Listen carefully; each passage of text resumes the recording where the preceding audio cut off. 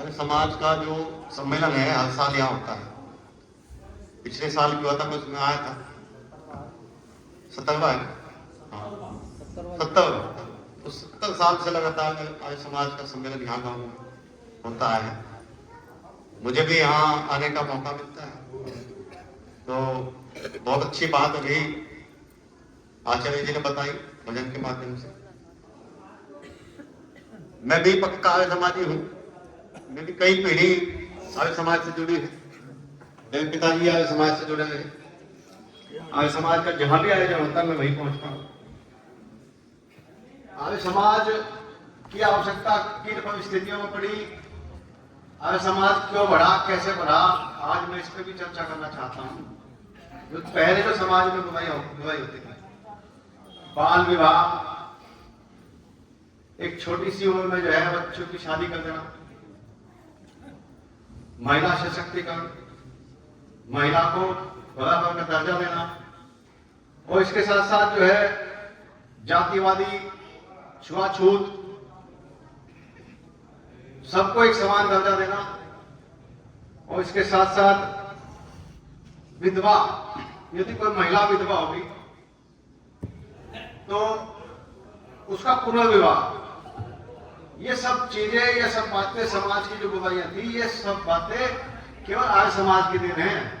महर्षि दयानंद सरस्वती, उन्होंने ये सब जो प्रथाएं थी, गलत प्रथाएं समाज में थी, इन सब का खात्मा करने का काम महर्षि दयानंद सरस्वती जी ने किया। तो उस वक्त आवश्यकता थी तो लोग जुड़ गए थे। आज तो स्वतंत्र भारत है, सब लोग आए हैं, सबको मौका मिला है, महिला का दर्जा के अध्यक्ष है, तो अब आवश्यकता महसूस नहीं होगी तो संख्या बढ़ती जाती। लेकिन आज भी आवश्यकता इस बात की है, सबको पता होना चाहिए कि देन आर्य समाज की है।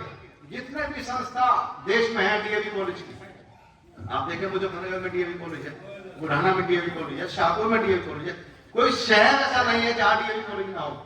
ये सब आर्य समाज के तमाम, जितना बड़ी संस्था आर्य समाज देश में है, इतनी बड़ी संस्था कोई नहीं है।